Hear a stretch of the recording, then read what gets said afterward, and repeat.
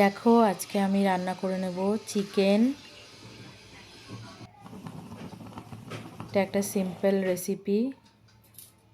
আমি দেখো রোবটের মতো একটু দেখাচ্ছি। প্রথম ভিডিও করছি তো একটু এরকম প্রবলেম হবে, প্লিজ তাও সবাই সাপোর্ট করো। নিয়েছি আলু, পেঁয়াজ, রসুন, সবাই জানো এগুলো নিশ্চয়ই। পেঁয়াজ কুচিয়ে নিয়েছি কিছুটা, আর কিছুটা ঘষে নেব। আদা নিয়েছি, টমেটো নিলে ভালো হতো, ভুলে গেছিলাম নিতে, তোমরা নিয়ে নিও কিন্তু। আদা রসুন পেঁয়াজগুলো সব দেখো এবার গ্রেট করে নিচ্ছি। আমি সব ঘষে নেব গ্রেটারে।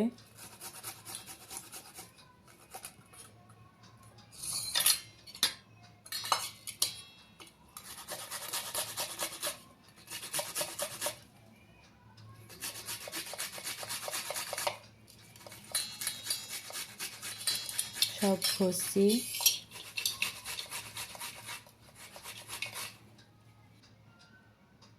আদাটা তো একটু মশলা বাটার যে নোড়াটা হয় সেটা দিয়ে থেতো করে নেব, বা তোমাদের মিক্সি থাকলে মিক্সিতেও পেস্ট করে নিতে পারো। আমি আলুটা আলাদা করে ভেজে নিই।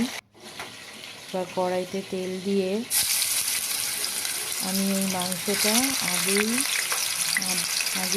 নুন হলুদ আর লঙ্কা গুঁড়ো দিয়ে কিছুক্ষণ মাখিয়ে আধা ঘন্টা মতো রেখে দিয়েছিলাম, বেশিক্ষণ না। তারপর এই তেলে একটু ভেজে নিচ্ছি, চাপা ঢাকা দিয়ে ভাজবো, তাহলে ভালো নরম হয়ে যাবে, 10 মিনিটের মধ্যে নরম হয়ে যাবে। এবার আরেকটা কড়াইতে তেল গরম করে নিচ্ছি, এর মধ্যে দিয়ে দেবো এবারে জিরে তেজপাতা ফোড়নে দেবো। একে একে পেঁয়াজ কুচি, পেঁয়াজ রসুন গ্রেট করা যেগুলো ছিল, আদা গ্রেট করা, ওগুলো এর মধ্যে দিয়ে দেবো।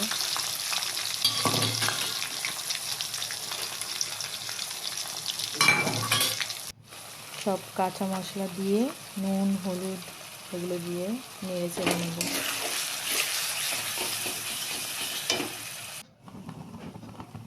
এদিকে চিকেনটা দেখো মোটামুটি ভাজা হয়ে গেছে। ভাজা মানে একেবারে লালচে ভাজা হবে না, জাস্ট নরম করার জন্য। আর এখানে আমি ধনে গুঁড়ো অল্প, জিরে গুঁড়ো, লঙ্কা গুঁড়ো, হলুদ গুঁড়ো, আবার একটু লঙ্কা গুঁড়ো দিলাম। লঙ্কা গুঁড়ো একটু বেশি দিলে কালারটাও ভালো আসবে, আর মাংস একটু ঝাল ঝাল না হলে ভালোও লাগে না, তোমাদেরও নিশ্চয়ই তাই মনে হয়। সব মশলাগুলো ভালো করে দিয়ে নেড়ে চেড়ে নেব যাতে মশলার গন্ধ চলে যায়। তারপরে ওই অল্প ভাজা চিকেনগুলো এর মধ্যে দিয়ে দিলাম। বেশিক্ষণ কষাতে হবে না, কারণ মশলা আমি আগেই কষিয়ে নিয়েছি, চিকেনটাও আগেই অল্প ভাজা আছে, খুব তাড়াতাড়ি হয়ে যাবে এই রান্নাটা। দেখো আমার কষানো হয়ে গেছে। অল্প জল দেবো প্রথমে, অল্প জল দিয়ে যখন একটু ফুটবে অল্প করে, তখন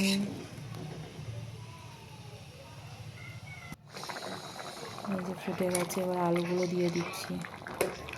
আলু দিয়ে আমি বেশিক্ষণ ফোটাই না, যে আলুগুলো আগেই নরম করে নিয়েছিলাম, বেশিক্ষণ আর ঝোলটা করার দরকার নেই। একটু গরম মশলা ছিটিয়ে দেবো লাস্টে।